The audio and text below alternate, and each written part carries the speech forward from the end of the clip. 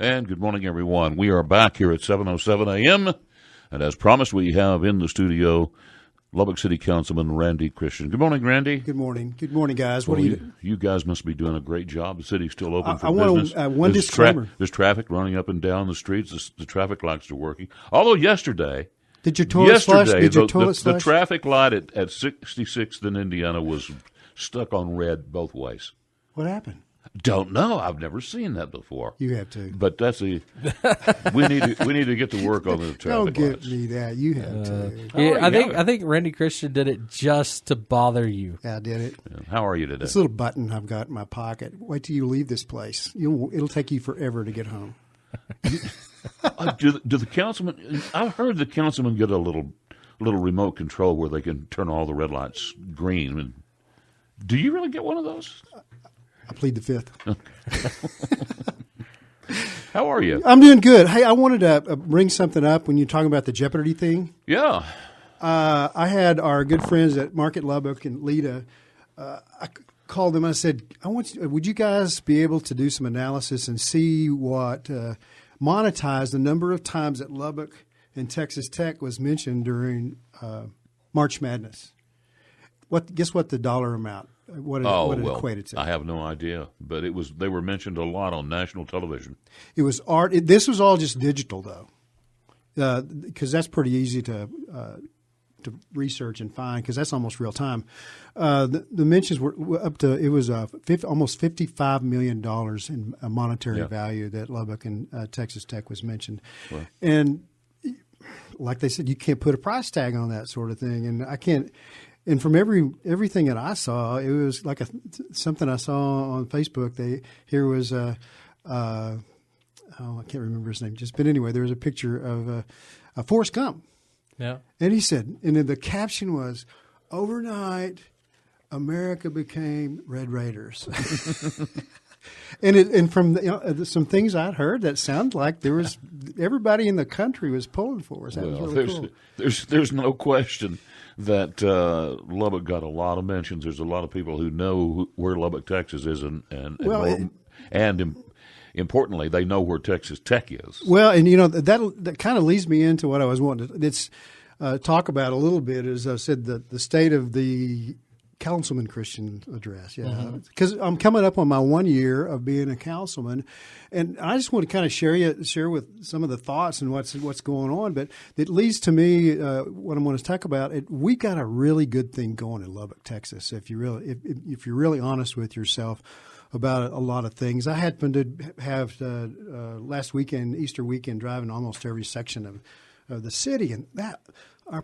Our city was gorgeous this weekend. I wanted my hats off to the Parks and Recs guys. If you drove by a park, almost all of them were fresh cut and groomed, and traffic was flowing. Man, it seems like it's really it. We're on a very. I think it's a very one of the defining moment in the history of Lubbock, Texas. It seems like that Lubbock greened up overnight. That's true. It just really did. My backyard's growing forest and overnight, and it's still too wet to mow, and I'm getting kind of anxious. Yeah, you could have mowed it. I could have late yesterday, couldn't you?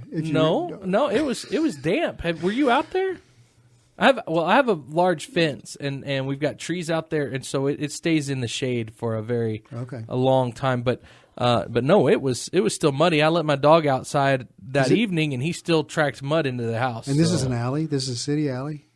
Well, my alley has been sprayed. Oh, so no. Everything in the alley is dead. I don't need to call codes on you or anything. No, you're not going to call codes on me. Everything in the alley's dead. But in my backyard, I got stuff growing. It would probably be over 8 inches for sure.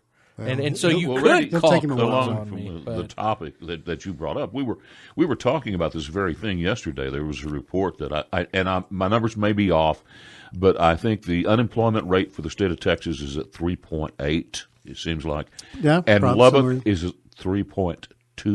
Well, look at all the for hire signs that you drive all over town. Ain't it great to live in Texas, and isn't it even greater to live in Lubbock? Well, we were talking about growth in the city of Lubbock, and we're pushing 300,000 people, and I brought up the question because we're talking about all the growth. We had Curtis Parrish in, Judge Parrish, and we were talking about taxes.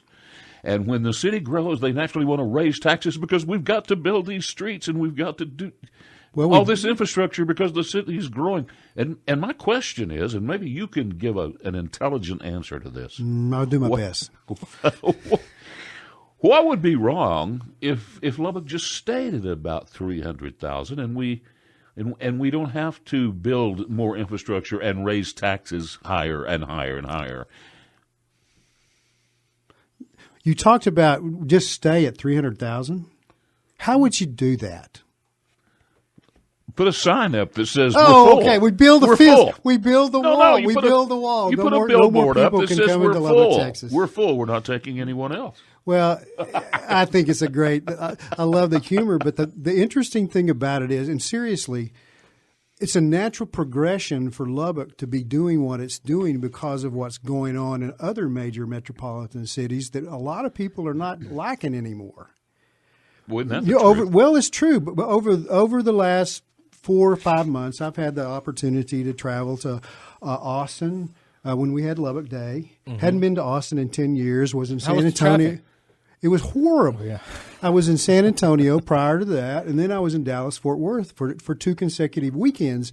And when I was in Austin, it was the first time because we used to. When I had my business, we had an office in Austin. This is 15 years ago.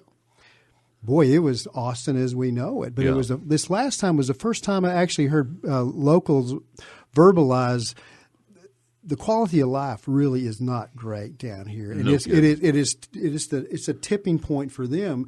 Not so much in San Antonio, but it's absolutely true in Dallas because I drove around many portions of Dallas. That's how places getting, especially Dallas itself, is almost getting unfit to live. Mm-hmm. So people are looking for Lubbock, Texas, to open a business, move, retire. So and I know you were joking about saying no more people. We just stop at 300,000. How do you say okay, we're not going to grow anymore? But my point is, where you're leading the reason I even brought that up is because what happens is typically as a city grows, they have to raise taxes to build more infrastructure, more police, and But the tax base is spread. If your growth is to match what you're trying to do, that never gets there. I'll admit what you're saying, that never gets there. But if you're growing and you're expanding, what do you do when you have a growing, expanding business? Well, that's a different thing. Well, but you have to find ways to nurture and pay for that growth. And the principle is the same, but it's different at the same time. Does that make sense to you? Because we're going to grow. I don't whatever we do, we're going to grow because you said just a minute ago we have something called Texas Tech University. That's true. That's the greasing the wheels of our local economy, which I say God bless Texas Tech, and I'm a proud Red Raider. But those sort of things, those sort of dynamics, our other sister cities in West Texas have nothing like that. And let me add this: I think a lot of people underestimate University Medical Center and Covenant. We have the finest medical facility. What about we're breaking ground on a vet place? What you're seeing are people moving from these small towns as they age, and as we know, we have a very aging population. Let's take a break at 7:16, and we will return on the other side and talk further about this. And we are back here on KFYO Mornings, 95.1 FM, 790 AM, KFYO Mornings with Dave King and Matt Martin. And in the studio this morning is Randy Christian, Lubbock City Councilman. We do have some texters that are responding. It says, does a growing business raise their prices to keep up with growth? Astonishing the lengths the mayor and this council goes to justify their unlimited taxing authority. Okay. That's one text. And more police, Dave. Didn't the last budget not give the police some extra money? We got 10 new police officers. Oh, we do. We were just talking hypotheticals as we grow. And then, of course, I know. We have Dave, spoken like a true retired mentality. Keep from growing. I'm disappointed on you, Dave. I hate taxes, but I don't want to stagnate. This was said in jest. We were jousting. Dave and I have been we friends know for the 40 city of Lubbock, years. We can box like that. The city of Lubbock is going to grow. I merely was making the point that every time that we have a growing city, and it gives the government, and yet this is from yesterday when we were talking to Judge Parrish about taxes. Our government entities want to raise taxes because we're growing. We have to build more infrastructure, and I just made the point. Well, why don't we just limit it to, say, Lubbock to 300,000? It was said in jest, so you didn't obviously. If we have some names of people you would like us not to move to Lubbock, send them to me, and we'll see what we can do. No, another text. That's in jest. You will like this one. It says, I agree with Randy that the city is looking better, although the crime rate is increasing. Can he address how our police will address this? More murders and felonies, assaults are troubling. And let me say, Randy, that's my number one, besides improving downtown Lubbock and the crime rate in Lubbock are the two things that I am most concerned about in our city. Well, those are the people we would like to not move to Lubbock, because those people that are committing crimes. There we go. So there's your 300,000. We got that figured out. Matt, is that amazing? We figured out how to keep our population capped at 300,000. Just keep the guys that are going to do the crimes. They just come in. We make all the criminals go home, go somewhere else. But seriously, what you're seeing with the crime, I think, is once again one of those dynamics that comes with growth, and especially, one of the things I did want to talk about. I think one of the things that stresses me a little most, or stresses me out about the future of Lubbock, Texas, is our border. I think that we don't realize on a local level the impact of what's going on at the border is filtering. It's been here for a while, but I think unless we get something done about border and illegal immigration or migration, whatever you want to call it, we're going to see some of the continued rise in crime. We're going to see a harder time for us to police. If we have a crime rate that gets out of control, do you say we can't hire any more police this month because we're just going to let the guys that are the bad guys take over?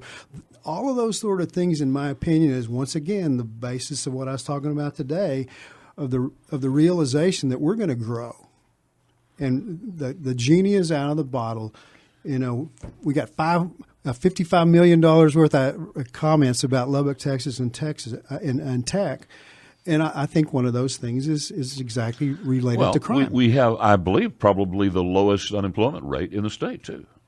Well, we do, but that's a good thing and a bad thing, too. Yeah, it is. It's a two-edged sword. Absolutely. Randy, let me address something. We have talked ad nauseum about and yesterday, again, about the border. What is the answer? I mean, I do not believe the wall is the answer. Maybe it'll help, but we have my point is we have a buffet over here, and there's nothing that's going to keep desperate people from crossing that border and enjoying the buffet that we offer. Yeah.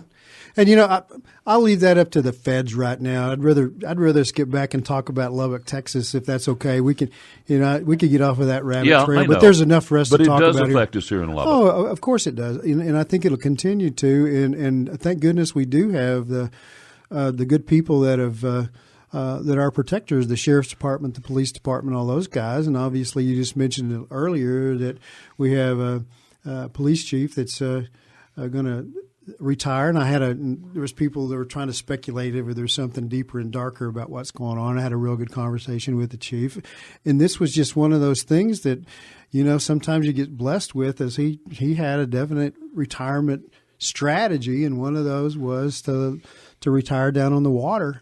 And he said, I just saw it and threw my hat in the ring, and it worked out well. And he's got military. He's just got it all planned out, and so I'm good for him. Good for him that's going to work. I'm glad for him, but we are going to miss him here. Oh, sure. Yeah. And we are back here on KFYO Mornings with Dave King and Matt Martin. It is 7:35 a.m., and with us this morning in the studio is Lubbock City Councilman Randy Christian. Texter asked, how much is crime projected to decrease in Lubbock once the $90 million police substation project is completed, Randy?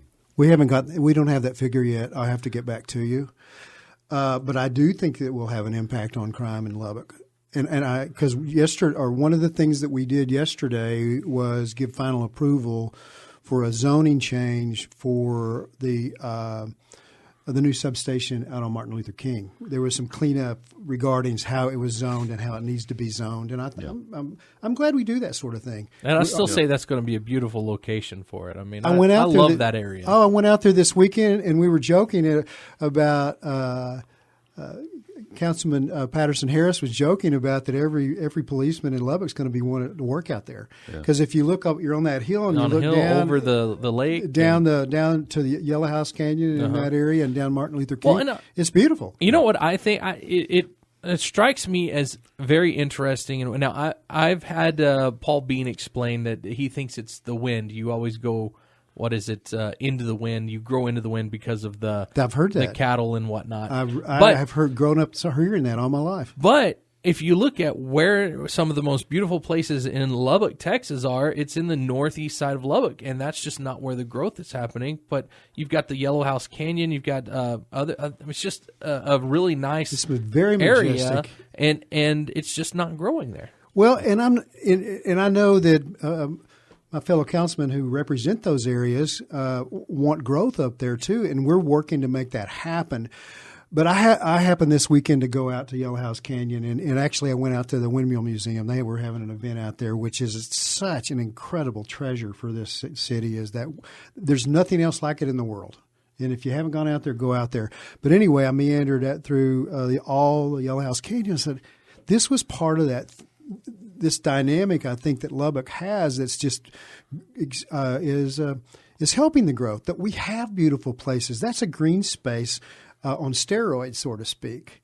And how much growth do we want over there, really, or do we want to keep? We want to keep that for recreation. I think it's one of the best inner city recreation areas that we have, and it's such an asset. And because one of the reasons it's a benefit from that asset is we're moving the Ironman from Buffalo Springs into the city for the first time, and we're going to use that. We've got a lot to cover this morning when there's short time left, but we have another texter that asked a very pertinent question. It says, what are we going to do about the growing homeless problem? Now, I would add, do we really have a growing homeless problem? Yes, we do. Yes, we do. There's no question about it, and I think that there's a couple of things that we've talked about that is adding to that, and just growth in general. I think some people are looking at Lubbock as a place that they could migrate to, possibly. We have a lot of people that probably are on our streets that shouldn't be. And I've been in some of the meetings for the task force that have talked about our homeless problem, and it is a very, very complex problem. But we are talking about it, and I think that's one of the things that we need to do in a unified manner, especially if we want our downtown to grow. Yeah. So some of the things we want to talk about yesterday's meeting kind of go towards that direction. One of the things that we've got on KFYO is that Brahms is seeking a zone change so that they can apparently start a franchise here. Yeah, they petitioned for that one. Mm-hmm. Yeah, for Brahms to come to town. Yeah. Yeah, that's true, and I'm really surprised that they haven't. They've been in Amarillo area for quite a while, and I think that's one of those other things for Brahms. It was a natural progression for them to open up a store in Lubbock, Texas, because they're a growing business. Yeah, and boy, we do need more restaurants. We just don't hardly have a place to eat in Lubbock. It's a tough place to get a good meal, isn't it? So another out of the AJ, Lubbock's city bus is getting 2 electric buses. What exactly does the city council have to do with that? It's under our purview. Okay. As far as the agreement with the bus company, any sort of capital improvements, anything expenditures, they still have to come to us, even though it's a management contract. Okay. Well, don't we have buses that run on natural gas? I don't think so. Well, I know we did it one time. That's very well. Was it or diesel? Or I don't know. Yeah. It's Like a good question. biodiesel or something. Electric buses. Well, I mean, give them to see what happens. Yeah, it says now on this it just says the Lubbock City Council on Tuesday voted to accept $1.75 million grant from Federal Transit Administration, and then subsequently voted to purchase two 40-foot electric buses. Now, does that grant and the buses, do they go together? Pass-throughs. Yeah, pretty much. Okay. People don't realize how much federal funding we get for city bus. Yeah, Quite a bit. well, do you know? Is this supposed to really save us some money? This electric bus? We're going to find out. Well, I mean, but is it supposed to? I'm sure that there's is it some being touted as a way to save money? I just know that we're getting them, but I've seen enough of those, and I'm sure there's some credentials that said that we're not. Well, then, first of all, if it's electric bus, you're not going to buy gasoline, are you? Well, I guess you would. There you go. Well, what about the price difference? They're probably a little more expensive, but the payoff may be understandable. And then on top of that, LP&L with the inexpensive electricity. I don't know what's going to happen when we move. We're going to get an ERCOT, extension cord from LP&L for the buses. Okay, good. It'll be a very long. We're going to have to take a quick break, so- Dave. Okay, we'll take a break and come back and talk about the junkyard out by the airport and what we're going to do with that. The Shingle Shack. Yeah. We are back here, 7:44 a.m. Dave King, Matt Martin. And in the studio this morning, City Councilman Randy Christian. A texter says, I have a suggestion for Randy and the homeless problem. Have the sheriff run him out of town. I wish this is a good one. And tell him not to come back. Problem solved. No, we'll tell him that Dave King told us to tell you not to come back. Yeah, don't come back. Dave King said that. Don't come back. Oh, geez. Okay, I think what we about should just this, have worse weather. That would fix the problem, right? We'll figure something else out. I don't know. What about this junkyard out there by the airport? What are we going to do about that mess? We have a very, very unique opportunity to do something about this, and it's been tried several times and failed. And y'all are all aware of what's going on, that's been out there since as long as I can remember. Well, through the Texas I'll get my notes so I make sure I say my agency right. Was basically a Texas Quality Environmental Agency. There's a fund there called a Fund 5000, and that fund where that money comes from is from tipping fees, like city tipping fees. That's a tipping fee is when somebody goes and throws something in your dump. That money then goes, a portion of it, and I don't know where it's 100%, but I'll find out, but a portion of that or all of it goes to this Fund 5000 that we can apply for, and the TECQ has encouraged us to do that. So that's where we are now, and now it's really pretty much in the court of our legislative team, and they've been doing some things about it, but they need to, it will have to go to another step before it can be funded. And but the bottom line I want to say is the money is not coming out of the general fund. It's coming something that we've been, as all cities across Texas has been contributing to for years. So the question that a lot of people have been asking, and we've talked about it, I've heard it on Chad's program, they're all asking the same thing, and I think I kind of understand it, but let's get a professional's view over here. Thank you. Why is the property owner not paying for it?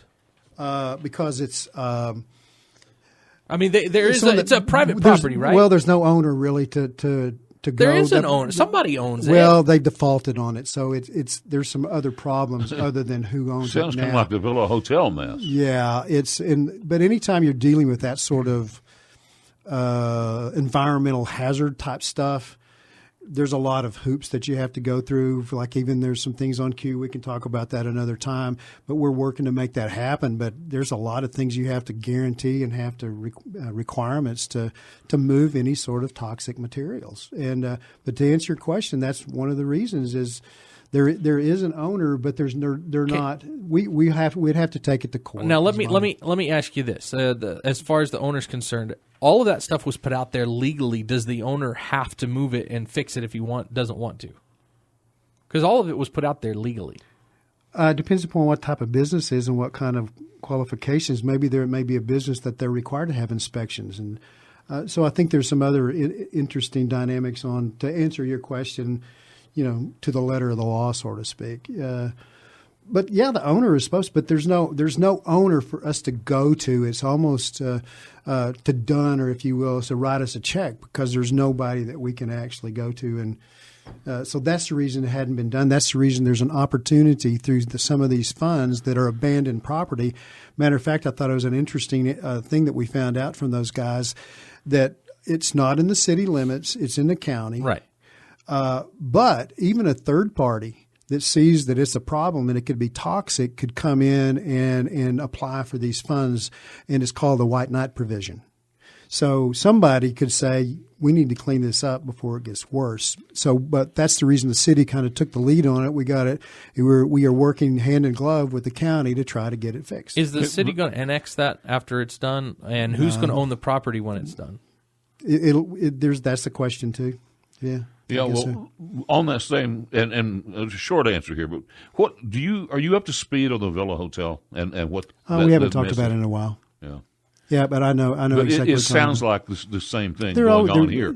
There's some environmental problems that have now just deadlocked that mess, and it's back to some. Nobody knows where it's going. It seems. Now there is a private owner there you can get in touch with, though.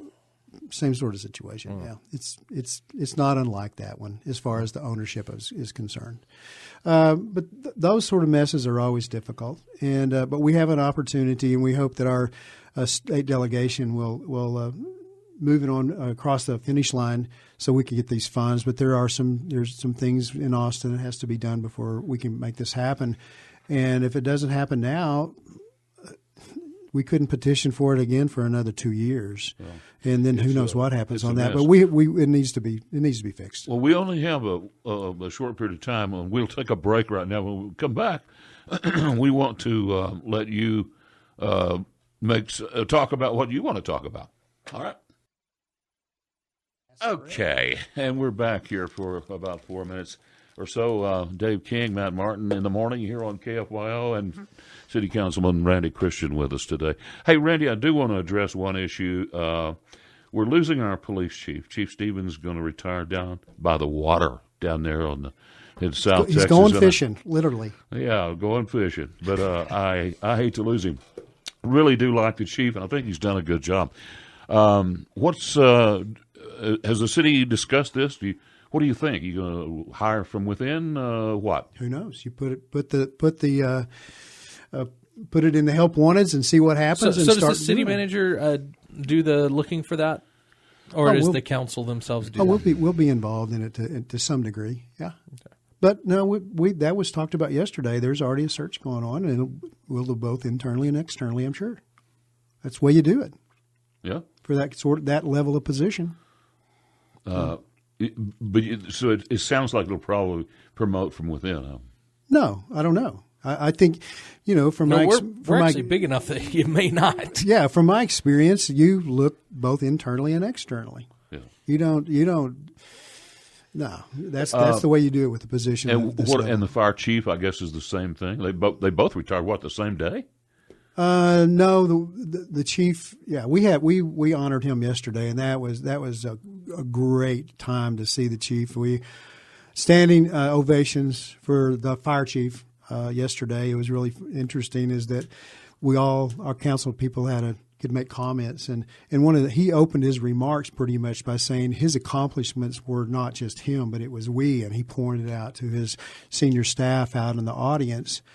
And the council had a chance to make remarks about the chief, and I was really, really struck by that particular comment that he made.